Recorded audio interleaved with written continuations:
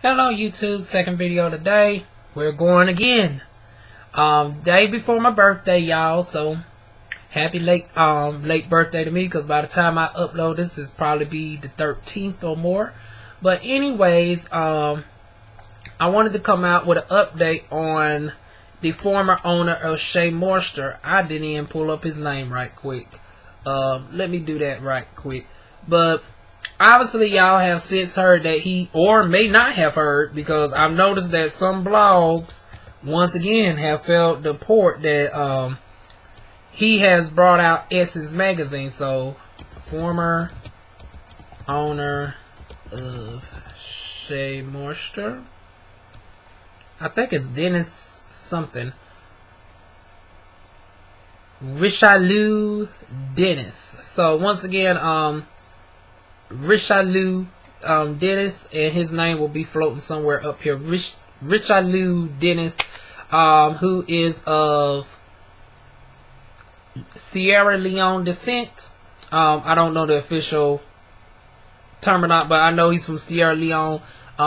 He is the grandchild of, or I think the child, I want to say more so the grandchild of Sarah Tucker, who founded Shea Moisture products in 1912.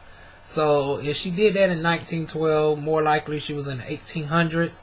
He's more likely born like 1950. So it's safe to say he's the grandchild of Miss Sarah or Sophia Tucker.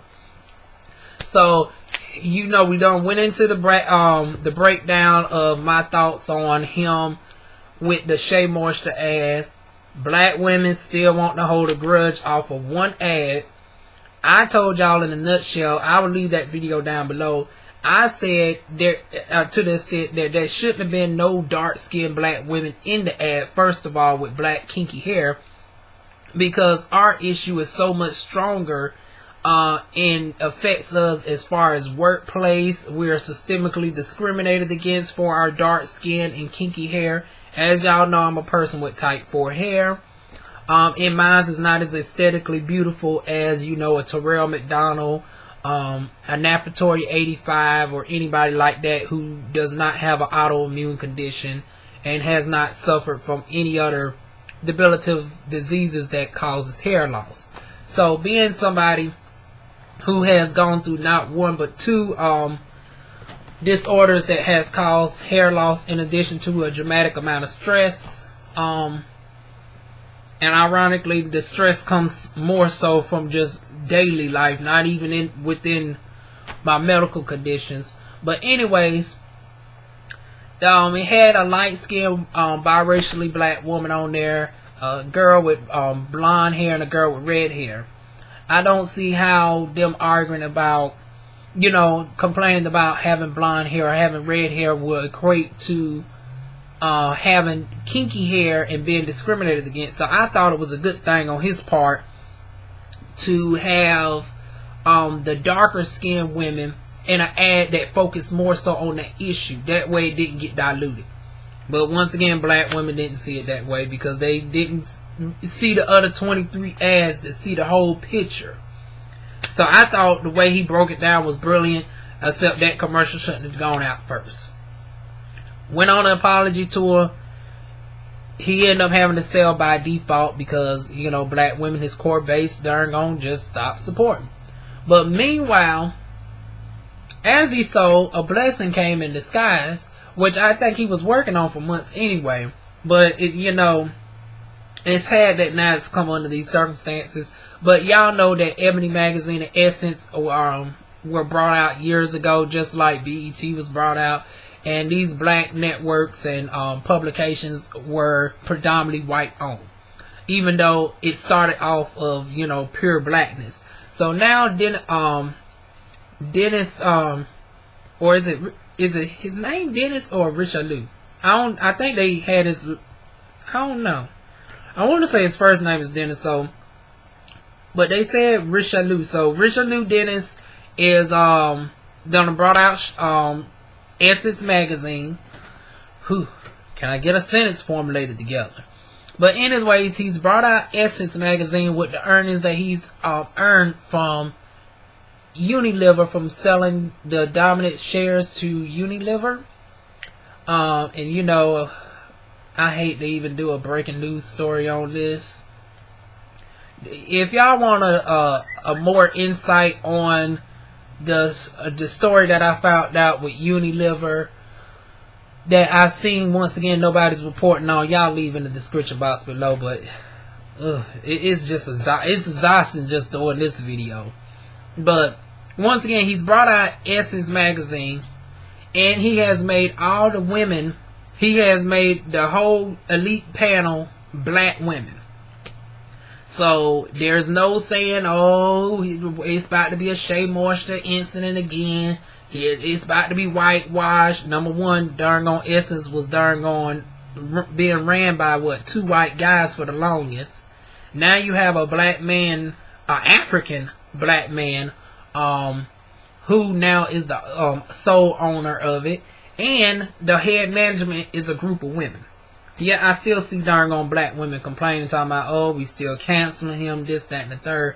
And my thing is this: when is enough is enough. Like, if you're boycotting, the definition of a boycott is to oppose something until something of reason is being set forth.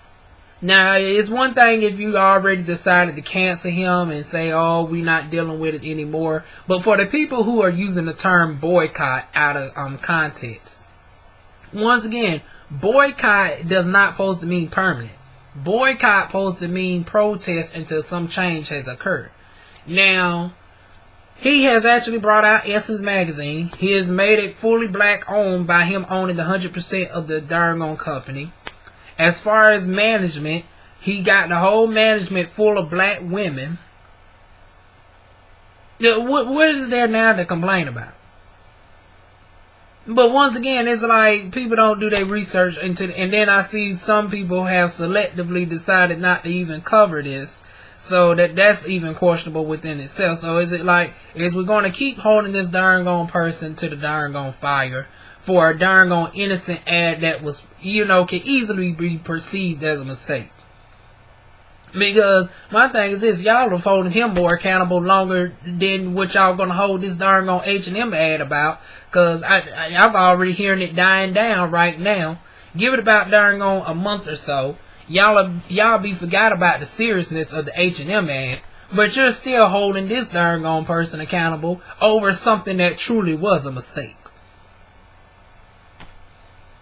I mean, I just don't get it. I mean, so let's have the discussion again. When is enough is enough? And Lord knows I'm not taking up for him at all, because I'm not getting paid. I ain't had not one endorsement. Out of the 6 years that I've been buying Shea Moisture, I ain't never got a PR package for them. So I'm definitely not caping on behalf of any loyalty to Shea Moisture at all. I done told y'all, as soon as they call themselves trying to change something, I will be right back here. I will be here roasting their behinds, and I will be going right on the main choice and darn on Camille Rose or something too. But right now, the products are doing good for my hair. They came out with some other products. I've been looking at some people. They done came out with a red palm oil line and several other stuff, and it's actually doing good. I'm going to try those products out. So I'm not taking this commercial ad personally, but I want to know y'all thoughts about the Essence inquiry. It's like a double-edged sword. It's like y'all condemn them from the darn going Shea Moisture, but are you now going to embrace them with Essence?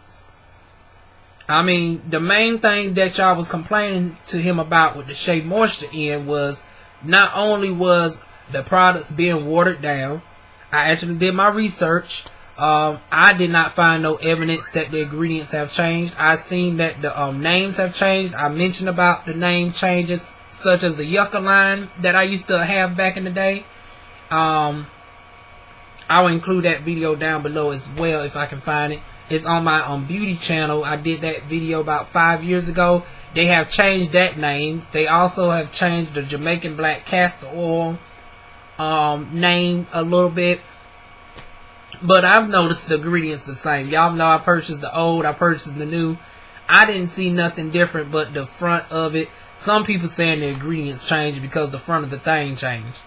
Now, even though I got I'm trying to figure out, can somebody show me actually where on the back of these ingredients list? Because I looked, and the only thing I seen was the chemical name change. Now, to break this down in layman's terms, I ain't gonna break it down from somebody who studied the chemistry. Y'all know I went to school originally to become a veterinarian. My minor was in chemistry, also marine biology. So we ain't gonna go into the gist of that, but to break it down in layman's terms, like instead of saying vitamin E on the thing, it would now say tocopherol acetate. Instead of saying castor oil, it might say PEG 40. Because in other countries, you got to have the chemical name on it instead of just the original name. So what I'm seeing now is they're using more so the chemical based name of it without having the name beside it. Like instead of just saying vitamin E tocopherol acetate, I see it just saying tocopherol acetate. And people who do not have the knowledge of knowing that it's vitamin E, they automatically think it's a chemical because you're taught that, oh, because you can't pronounce it, oh, it must be a chemical. Do you not know how many flowers there are in the darn going? Even roses, lavender, all of their names in the traditional name, you cannot pronounce it. I mean, I got to look up how you darn gonna pronounce the official name of rose. Let me see. Official.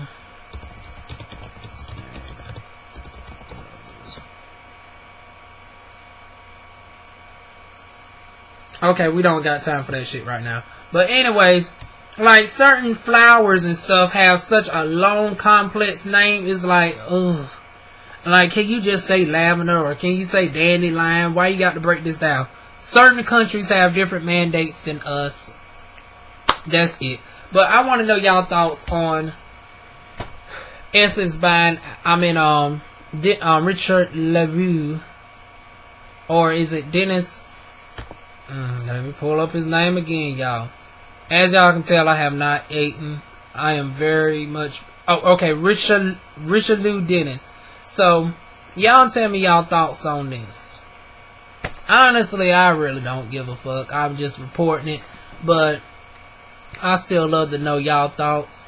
So that is it. Y'all leave y'all tips, comments, questions down below. I'm sorry, I'm getting very irritated, lightheadedness and all that. So I'm going to eat before I do this third video, and I will be back with y'all. Mwah.